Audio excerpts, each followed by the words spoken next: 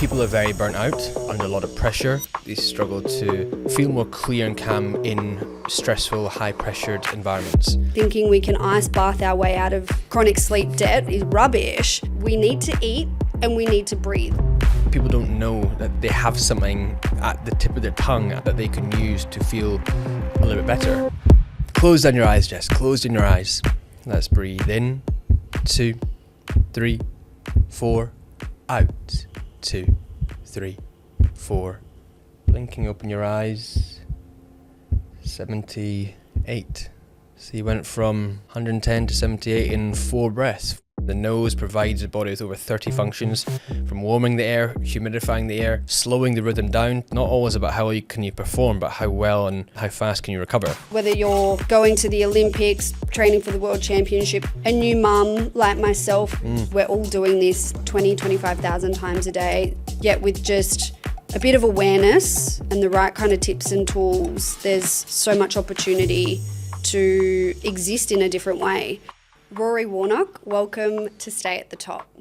Thank you for having me. You are an impressive individual. You've got a lot of feathers in the cap. You're a leading performance and wellness coach, very experienced high-level breathwork facilitator to elite athletes, corporates. You've got your first book.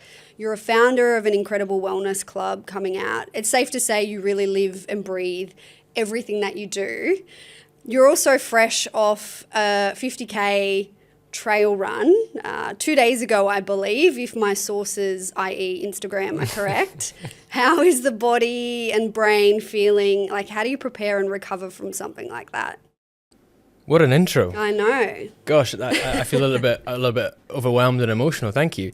The body is tender. It is a little bit fragile this morning, I will admit. I think I will go for a light 6 or 7k jog this afternoon. I might take my dog out with me, just clears the head.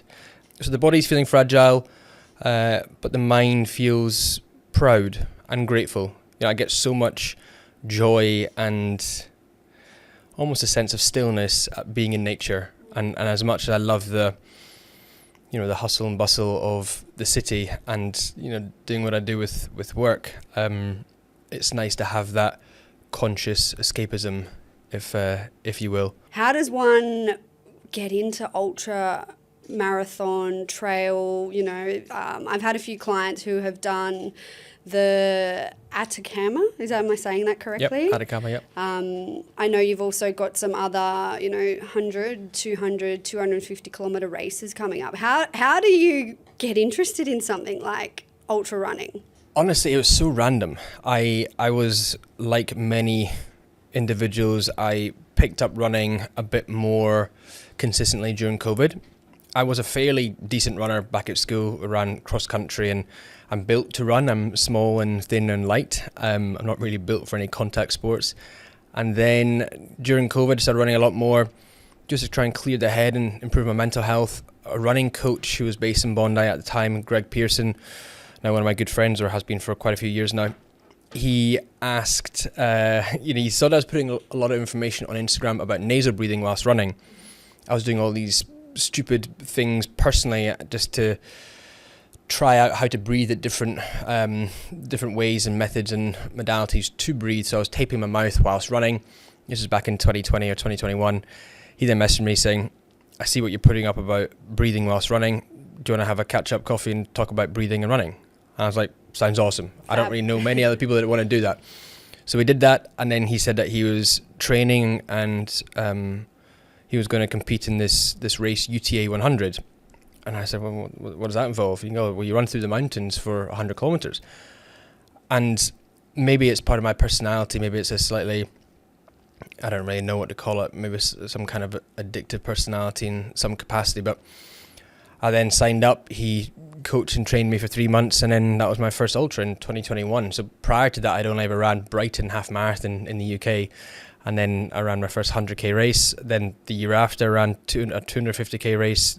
The year after, I ran 2 or 3 100k races. So I think, when I talk about these long distance races, often the shorter ultras, if that even is a thing, are harder. So you mentioned the 50k at the weekend. 50k races are hard because you're pushing yourself a lot more compared to, say, a 100k race where I'll be going a little bit slower. But yeah, I think just I love being in nature. I love exploring the world. I've ran and raced in some beautiful places in Kyrgyzstan, in Utah, in the Atacama in Chile, Namibia later this year. So I love to travel, and just I feel very full mentally, physically, and emotionally through long distance running.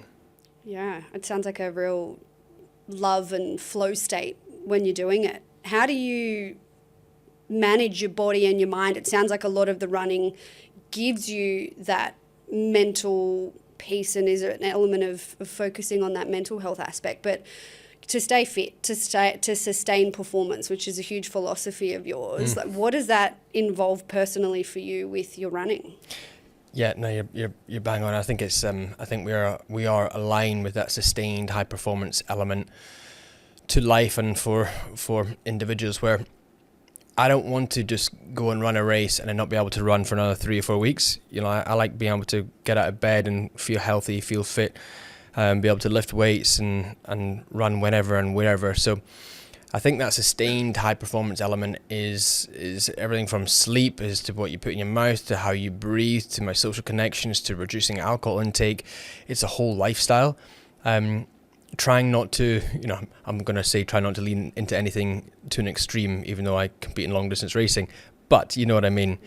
I love a beer, I love a glass of wine here and there, but my youthful party days are definitely behind me. But the sustained high performance element is definitely much more around wellness and well-being as a lifestyle. We actually coach and work with very similar individuals.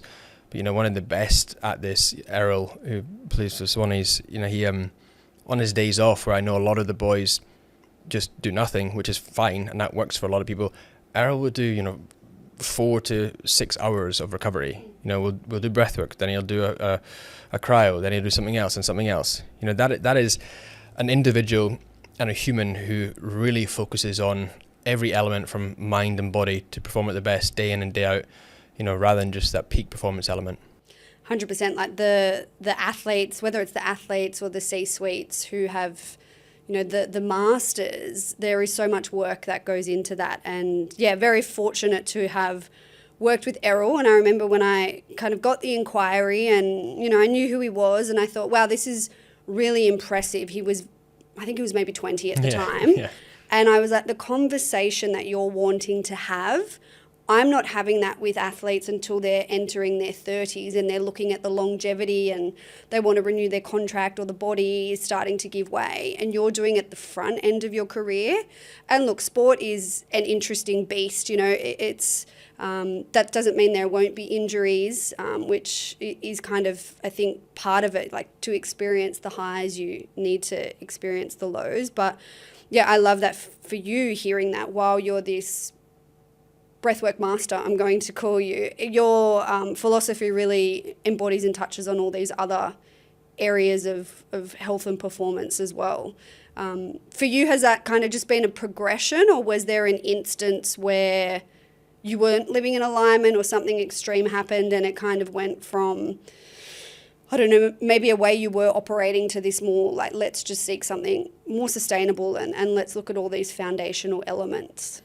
Well, I think personally, I got into breathwork to improve my own mental health, but then professionally, I've always coached the individual first, as opposed to the athlete first. And I think I've always treated athletes, and I've worked with a lot of great individuals and teams. I've always just treated them as humans, and I think a lot of people often look at them through this lens of to increase the athlete's mind and body as opposed to the human. But if you can get the foundations right, how are they performing at home, and what is their relationships like at home, and how are they performing when they're at the club, then I think it's you're setting them up for more success that way. So yeah, I think the human aspect first before the athlete is what I've focused on a lot more, and I think that holistic aspect of being a breathing coach. It's everything from visualization to mindset training to how are they thinking to how are they performing, because your thoughts and feelings really dictate how you perform and act. And how has the work evolved with the corporates and the athletes and the teams, over the last 7 years that you've been doing this? Or has it been kind of a same approach and methodology, but potentially the way it's just been received has evolved more? I definitely started off more from the well-being perspective, and then naturally lent more into the performance side. And I think I just found myself enjoying that, and I found the areas that I was working in, the athletes and the corporates wanted that, and there isn't really many. There's a few who are great, but there's not many breathwork or breathing and nervous system regulation coaches out there who are focusing on that performance element. So I think when I first started in 2019, 2020, it's very much about improving mental health and to reduce anxiety and depression. Then it kind of started moving over to retaining executive function and how can individuals improve cognition and to stay online as opposed to offline. So I think it's been a natural evolution. It's not really been too conscious over the years. It's almost just where I've found myself, what I've enjoyed doing and coaching, and where I've found the most value being added. So it's been pretty natural. And I guess this question is coming from a lens of my own experience. So background heavily performance nutrition is evolving a little bit more now with the type of work and the podcast and the speaking and the book. Just a few things. Just a couple of things. But if I was to think about what my core message and principles are from the nutrition lens, whether I'm talking about it from a health or a performance lens, they're the same principles. I'm just using different outcomes depending on the person. With yourself and this evolution from the well-being into the more performance side, for you, is it ultimately a lot of the same techniques, it's just the outcome that it's driving for the person, or is there differences between the two? They're pretty similar. They're pretty similar. Whether it's someone in a medical clinic who's suffering from anxiety or panic attacks to someone who's trying to regulate their nervous system and become less reactive in the workplace, it's the same process and a very similar outcome. So yeah, the techniques are very similar. And I actually kind of mentioned this in the book, which you're probably alluding to, where that often, if you want to upregulate, there's a few techniques. If you want to downregulate, there's a few techniques.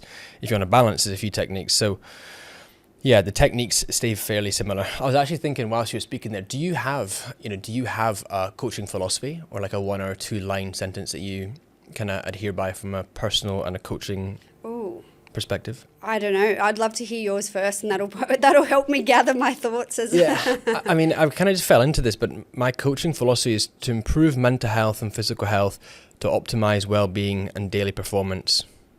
So it's the mental health, the physical health, and the well-being to optimize the performance. That's kind of how I, 1 or 2 lines of what I say I support individuals and teams with. And when I say performance, that could be, Rowan Browning, sprinting, or it could be a stay-at-home mum to try and show up as her best with her kids. Yeah. How is that individual performing? 100%. The performance, I align a lot. My work is the intersection of the two. So I probably talk about the intersection of the two, or that well-being is the foundation of performance. So it's nearly this like two sides of the same coin. I think for a long time they were seen as opposing, but really to get the best performance outcome cognitively, physically, at whatever level of the spectrum, exactly, whether you're Rowan going to the Olympics, training for the World Championships, whether you're a new mum like myself who's just trying to get a 20-minute jog in twice a week or anywhere in between, there is still elements of physical and cognitive performance.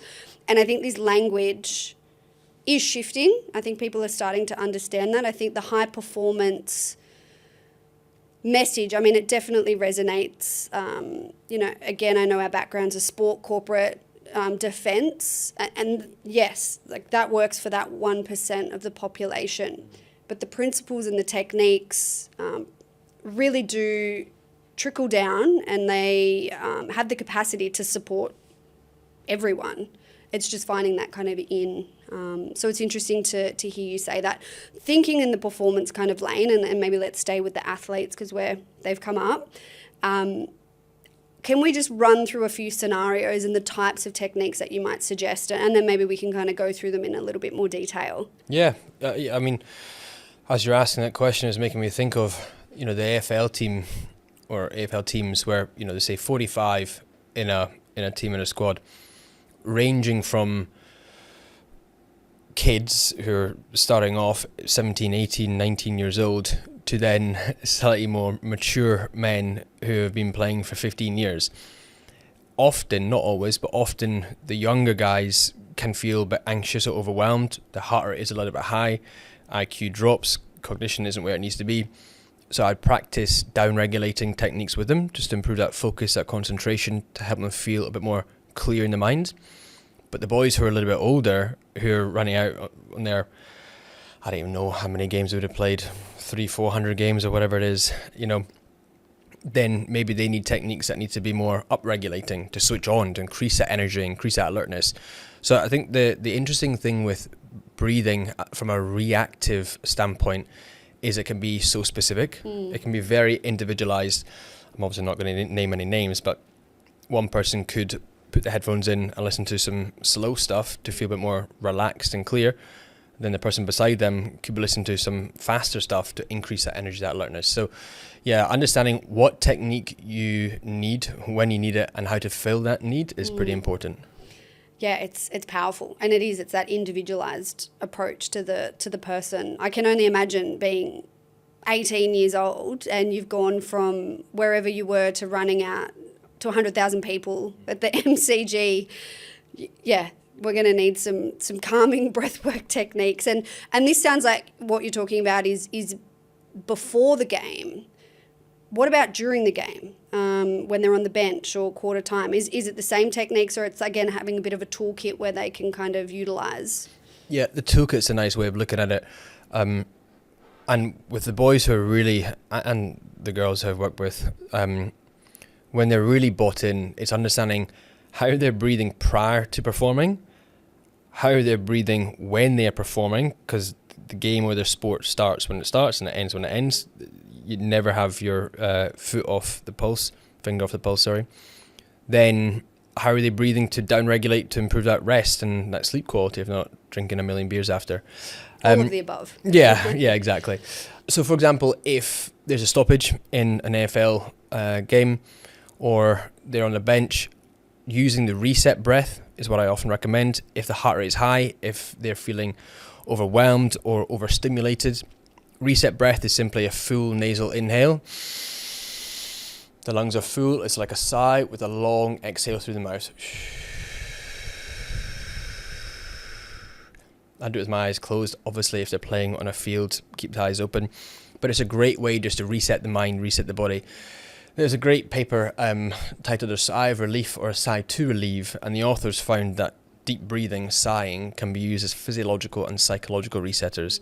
So looking at that paper, that study, if it's good enough for the subjects used there, it's good enough for the athletes that we work with. A lot of what you've kind of just touched on is how they're feeling in the moment. How much of your work is that conversation around just checking in on how you're feeling? And obviously, third quarter of an AFL match might be a little bit different to a corporate in an office type situation, but thinking about both, what is that conversation around subjectively checking in and then utilising, objective wearables, those kinds of tools? One of the reasons that I really like working with Errol is because he's so mature and intelligent and aware, and it's quite rare to, I think he's 22 or 23 now. When I started first working with him when he was about 18 or 19, he still had that mature mind on him, exactly as you mentioned. And to have that internal awareness of what is going within your physiology, within the body, within the psychology, within the brain, understanding if the heart rate is high and understanding how to reduce that heart rate to feel more clear, more calm. Something I was thinking about and that I often talk with athletes about is not always about how well can you perform, but how well and how fast can you recover? You know, it's not always about spiking the heart rate up, but how well can you bring it back down as well? And when there is time and stoppages during the game, it's trying to bring it back down as well. So yeah, having that self-awareness, that breath awareness too, from the minute you walk onto the field to the minute you come off the field is so important. And you know, there are some players that, again, not going to name any names, but there are some players that I've worked with for years now, and they're still working on it. It still takes practice. You know, I've been nasal breathing whilst running since 2019, and you know, I ran the Sydney Marathon last year, 2 years ago, nasal breathing only. I could never have done that 3 years ago. You know, like anything, like any skill, breathing or breath work, conscious breathing is a skill. And like any skill, it can be developed and trained and practiced. It requires a bit of work and it requires a bit of effort. And if people aren't wanting to give it the time, if they're not wanting to focus on it, then nothing will change. Exact same in nutrition, right? You know, you have to be willing and wanting to change and improve. Otherwise, the same shit's going to be on your plate. If you don't make the change, nothing's going to happen. I think, you know, we were having the conversation before we started that there's a lot of gadgets, there's a lot of the 1%ers, and I really believe in, you know, whether we're talking supplements, IV vitamin infusions, you know, we can even put ice baths in there. I believe in all that stuff for the right person at the right time, depending on what else they're doing. But when we're starting with that and thinking we can ice bath our way out of chronic sleep debt or just pop a IV vitamin infusion in and our diet is rubbish, they're not going to have the effects. It's going to be very short term. Start with the foundations, and the few things that all of us humans have in common are that we need to eat, and we can put hydration in there, and we need to breathe to stay alive. And so this is really things that we're already doing. It's just tapping in and getting better access to that. And so if someone's hearing, okay, yep, I want to start using some of these techniques. You've mentioned the reset breath. What are a couple of other ones that you like to personally use or teach to, I guess, the masses? Yeah, no, you're bang on. And this is where you and I really align, is just getting the foundations, the fundamentals. And the two things, for no better word, that we need in life to survive are nutrition and oxygen, breath, right? Everything that I do personally, I do with my clients and patients, and vice versa. Everything that I do with my clients and patients, I do personally. The best place to start would be learning and understanding to breathe in a more functional pattern through your nose, light, quiet, deep, slow. Avoiding mouth breathing. You know, the nose provides the body with over 30 benefits, 30 functions, from warming the air, humidifying the air, slowing the rhythm down to bring. When you slow the rhythm down, we know less breaths per minute will provide the body with more oxygen. It's hard to shift the oxygen that's attached to hemoglobin, but you can actually influence how much oxygen detaches from hemoglobin and makes its way into the tissue by breathing less. If you're to breathe too fast, you exhale too much carbon dioxide and oxygen stays bound to hemoglobin. So you actually can influence how much is detached with the CO2 and oxygen relationship. So yeah, understanding to breathe functionally at rest is the best place to start. Then understanding how are you breathing while sleeping? That's probably a bit of a funny thing to say, because you're probably thinking, if you're listening, well, I'm asleep, I don't know how the fuck I'm breathing. Tape your mouth. If you have a partner, they will probably know if you do mouth breathe whilst sleeping. I used to practice this a lot in 2019, 2020. Tape my mouth, and now it's become natural and a habit that I just breathe through my nose anyway. If you're unsure as well, you may wake up in the morning with a dry mouth. You may wake up in the morning a little bit anxious. You may not feel well rested. There's signs that you are a mouth breather. So a little bit of tape just over here can be slightly useful as well. So yeah, the best place to start, functional breathing. If you want a bit of a protocol, 5 minutes in the morning, 5 minutes in the evening. Shameless plug here, but I don't make any money from it, so it's not really a plug, but I do have Breathwork available on Spotify. So just very simply type my name in, and there's 5 Breathwork techniques there for calm, so just use one of them. I created them with one of my good friends, Stu Turner. He's created the beautiful music, and I've guided the Breathwork, so they're available anytime, anywhere, no excuses. It's Hale Studio, is that what Yeah, it's? Yeah, have I said it right? Yeah, thank you. We also, and I mean, I have briefly mentioned it, but the book as well. So earlier this year, late January, is that correct? Look, Yeah, it was meant to be way last year, but anyway, life gets in the way and life happens. But yeah, it was a journey. When's yours out? 29th of July. How did you find writing Yes. it? Tell the audience. Well, so I was originally meant to write a nutrition specific book. So it came up a few years ago. And at the time I was still really largely, and that's, that's my background. It will always be, you can't unlearn where you've spent 20 years of your professional life and then even 10 years before that, my own experience as a junior elite athlete. But I just started to see in the work I was wanting to do to go broader, and everything intersects, like exactly what we're talking about here, particularly around the sustainable high performance philosophy. So I spent a lot of years thinking about it and not much time actually writing it. And then when I committed to it, I agreed to a really short timeline. How short are we talking? Like less than 2 months. That's wild, Jess. I know. That's so short. Yeah. And then how long did it take you to actually write it? Yeah, well, so it was closer to 3 months, but it took a few weeks to get the contract. And then it was also around Christmas, and I'd promised I was going to Thailand for 2 weeks, and I was like, I'm not writing. I actually really need this 2 weeks. I think it's Parkinson's law. You take the time that you've got. I literally did nothing else. Like, I cleared my calendar. I basically wrote every day for 7 days. When I was getting really tired, I took a day off. It was a very intense period of time, which is not sustainable high performance, but it was a sprint, Yep. which I committed to, and I had a lot of tools. I pulled on a lot of tools in that time and doubled down on them. The breath work, the ice baths, all of these ways to really rest and be very intentional and to get more like cognitive capacity out of my days than what I would typically do. That's impressive. I signed the contract that I said I'd do it within 3 months, and I think it took me 2 years.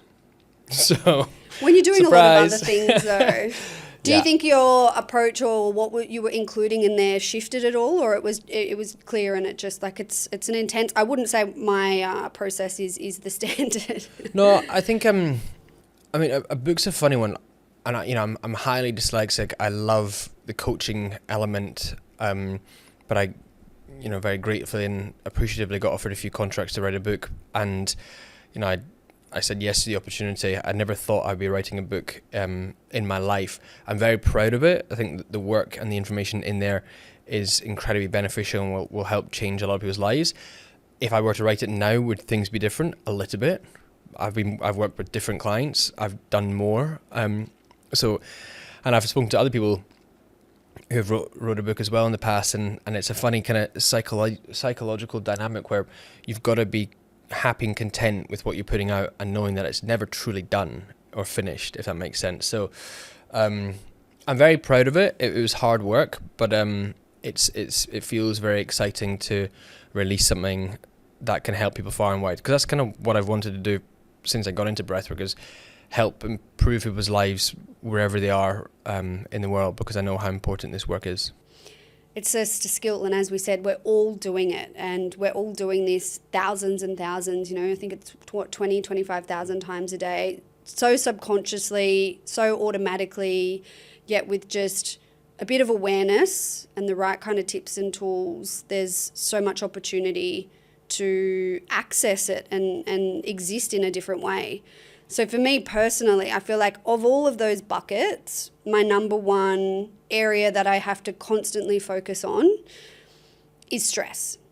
And, stress is there's good stress and there's bad stress, but it's really easy, and this is probably pretty appropriate for me to say off the back of the book timeline, but I historically will agree to a lot of things. Great opportunities come, I say yes, I haven't checked in on my capacity, or I've let my ego get in the way. Yes, yes, yes. How do you say no to these opportunities? Run myself into the ground. So me taking stock on my stress, which I've really seen the relationship between stress and breath, and trying to have more of a practice around that. Is it something I do every day? No.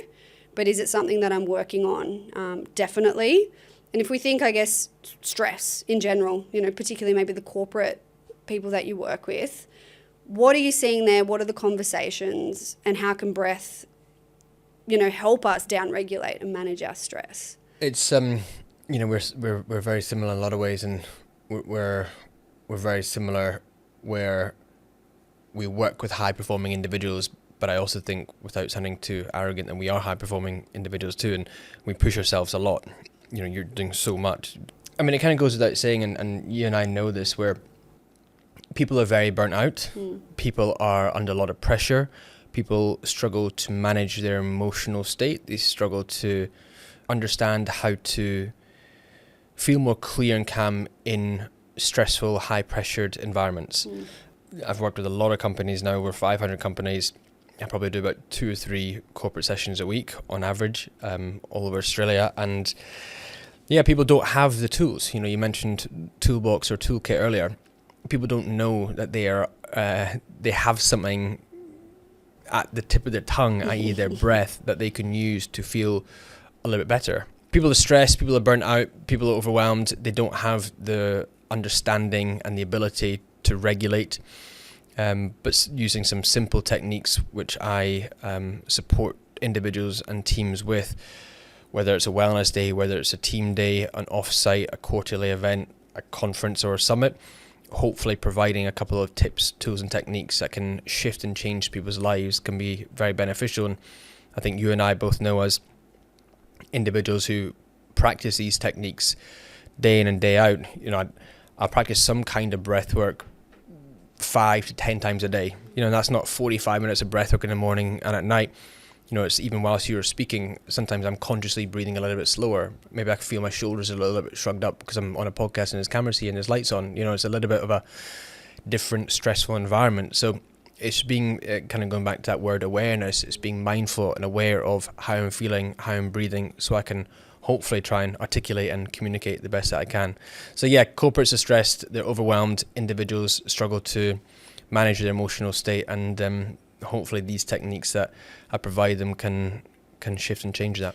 For people who potentially need something to attach it to, and maybe this brings it back to the objective conversation, and I'm just thinking about some of my current clients, and this isn't like men and women, but a lot of the few people popping into my mind right now, they are all men. They work a lot. They like to be on. They like to be stimulated. They call it stimulated. I call it's a version of stress, but they prefer the word stimulation. Their they train, they eat pretty well. They're ticking a lot of the boxes, but their HRV, so heart rate variability for anyone who isn't sure, is very low. How low are we talking? In the 20s. 20s, yeah, that's low. Is that stress? And if they start to anchor in, and I've been trying to recommend, some other recovery practices other than HRV, how else might that show up? And if it is implementing some of these recovery protocols or breath work into their life, what type of changes might they see with their HRV? Yeah, I mean 20 is low for one. HRV is a funny one because it has become pretty popular over the last maybe 3 or 4 years. So people looking at their resting heart rate and obviously wanting a low resting heart rate, and looking at your heart rate variability and wanting a high heart rate variability. Beats in millisecond, time in millisecond between beats, right? And the higher that your HRV is, the more balanced your nervous system is between your parasympathetic and your sympathetic. Look at your HRV as a baseline. So if you have a Whoop or if you're wearing some kind of wearable, look at it, what your average is over 7 days. If it's we'll say 50 for a round number. If it's at 50, what are the lifestyle shifts and changes that you can make and implement to try and increase that baseline? Don't compare yourself to anyone else. That's something that I've seen people get thrown into, that sort of trap quite often. They say, "Oh, what's yours?" Errol's got 250. Errol's is 250. Mine's at 50. If yours is at 50, yours will never be at 250. Like, it just won't. But that individual who's maybe at 50 could improve it to 80. And if Errol was drinking a lot post-season, then his would be down at, say, 100. So it fluctuates, but everyone has a baseline.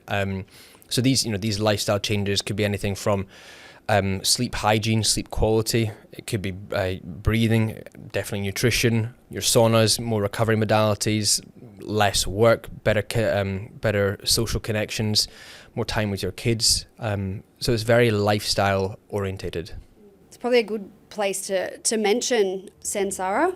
Have I said that correctly? Yeah, perfect. So I guess, we're talking about corporates being burnt out and this, but we're also seeing this wave, which you're involved with as well, with the, luxury wellness clubs and the rise of these kind of facilities. So congratulations. Thank you. When is it opening? We'll be opening in September. Yeah. Yeah, we've been working on it for about 4 years.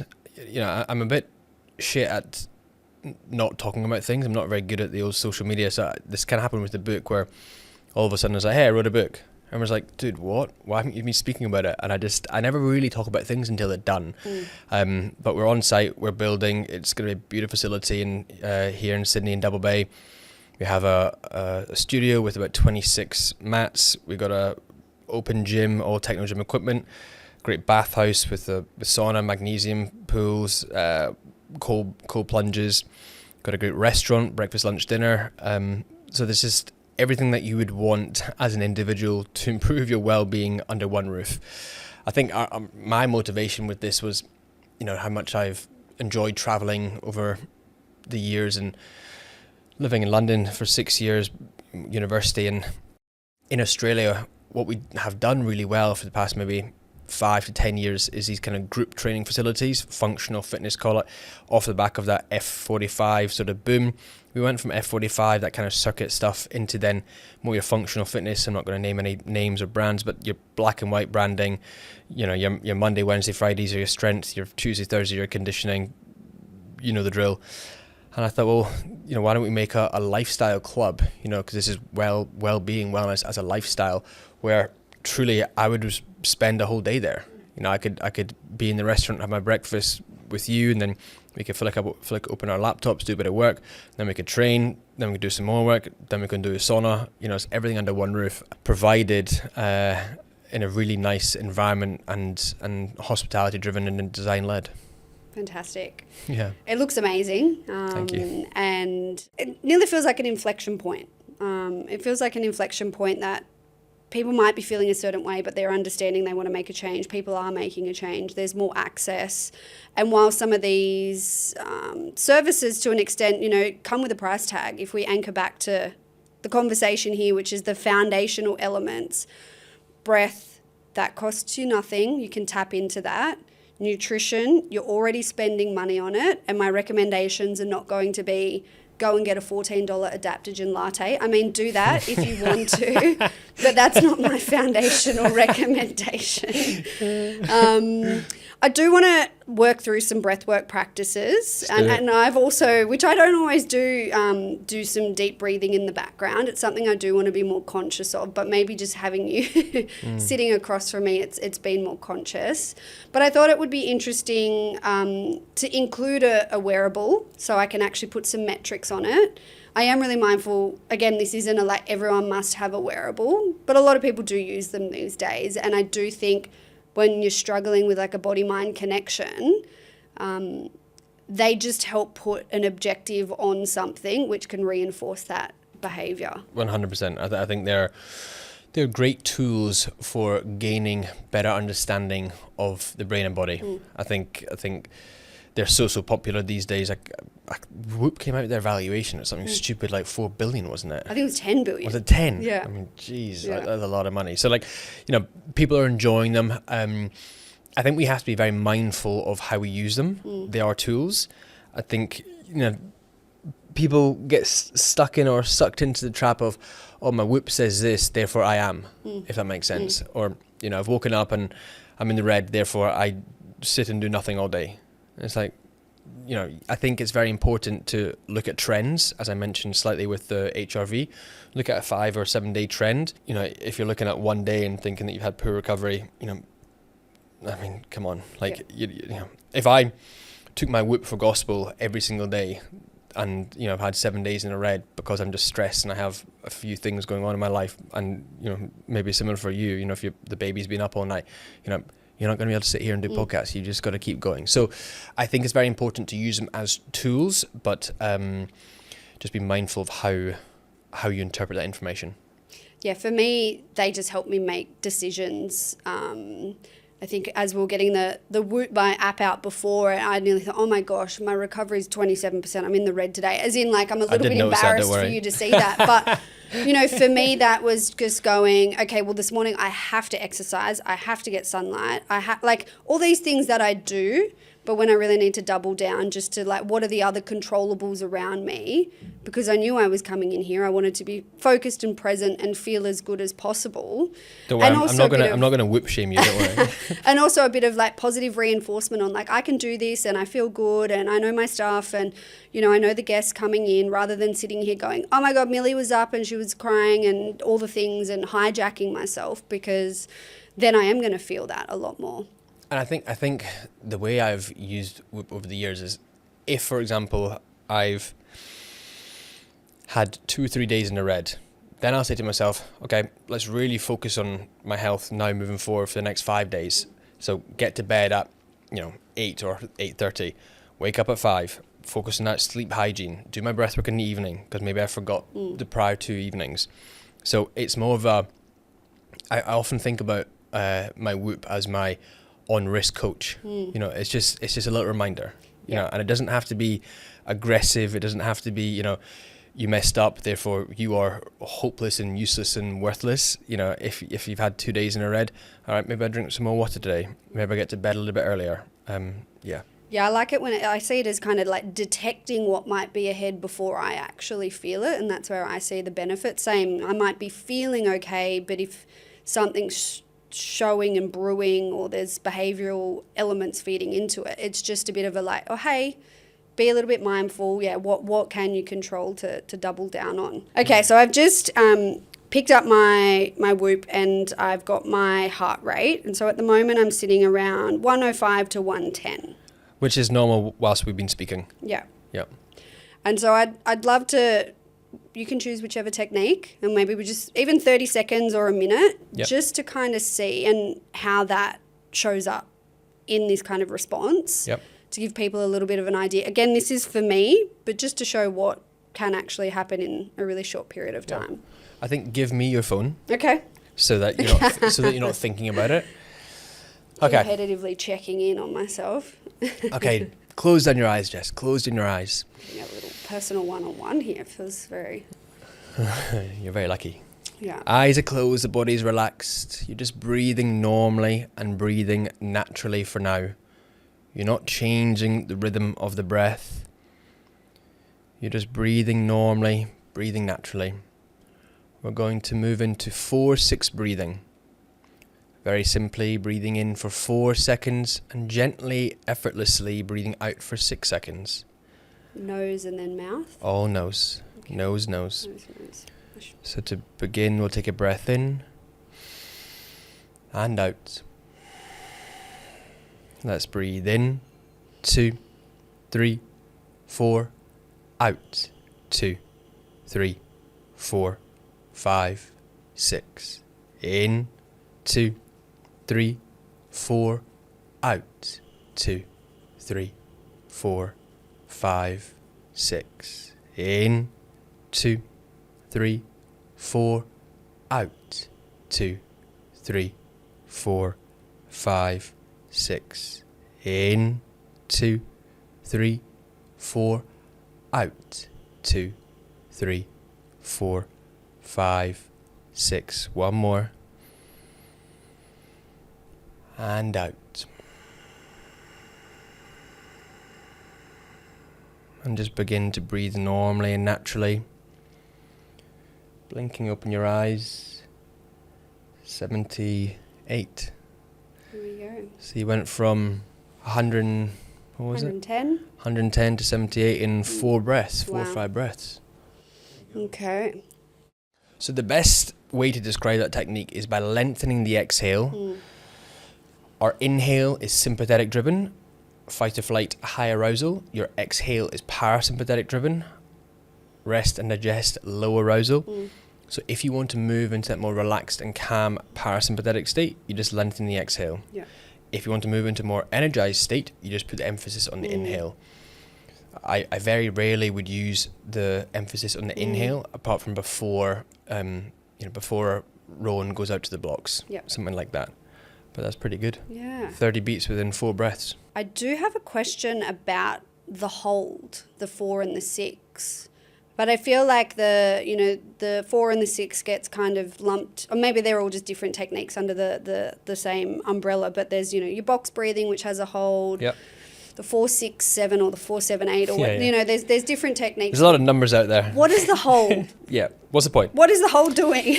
So, yeah, I mean, I hear what you're saying. There's the 4-7-8. I can't remember who brought that to the mainstream. Box breathing was from Mark Devine. He's got a popular podcast and he's done some great things with the Navy SEALs. Box breathing is good for focus and concentration. It would not be my go-to for down-regulating or relaxation.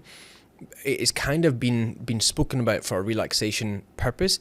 However, I would use it as a focus, concentration, and more of a balancing technique. You breathe in for 4 seconds, you hold for 4 seconds. That hold at the top isn't too challenging because you've got oxygen within your lungs and therefore it's a little bit more comfortable. Then you exhale for 4, which can feel like quite a long time for someone who's got poor ability to withstand CO2 or poor CO2 tolerance, Bolt score, etc. Then if you hold your breath at the bottom with then if you hold your breath at the bottom with less oxygen and higher CO2, that can cause a stress response. So even though box breathing has become mainstream, there's not a huge amount of literature on it. There's a huge amount of literature on 4-6 breathing. Okay. It's just because some guy spoke about it a lot and used it with the military that people just use it. I very rarely will use box breathing with clients, with patients individually. I will use 4-6 breathing multiple times throughout the day. So interesting. I haven't heard that get discussed before. It nearly kind of feels like where my brain goes is everyone has to do 10,000 steps, which really was just like a marketing campaign from. Well, and then to jump back to your question as well, that the aspect of breath holds, stress can be positive, as you and I know. Conscious stress for positive adaptation. If you're wanting to improve your CO2 tolerance, your ability to withstand high levels of CO2 in the body, to stress less in the future and become more resilient, conscious breath holds can be good. Light breathing, slow breathing, nasal breathing, and breath holds can be good for CO2 tolerance. Often stress isn't about the feeling, but it's whether or not you're in control of it or not, right? So if you're in control of that stress response, then it's a positive thing. So yeah, understanding if you're in control of the stress or if the stress is in control of you is important. You're an athlete, you're a facilitator, you're traveling around the country, you've got a lot going on. And so I'd love to know, within everything that you've got in your toolkit, what are the 3 habits or non-negotiables that help you, Rory Warnock, stay at the top? Exercise is so important to me. So running and being able to run, being able to move, being able to sweat. So exercise, breathwork has just become so innately part of me. So I use that every day, multiple times throughout the day, even when I'm sitting here on a podcast. And then relationships. I really value relationships with my friends, with my family. So just keeping in contact with good people and having good people around to have a strong support network.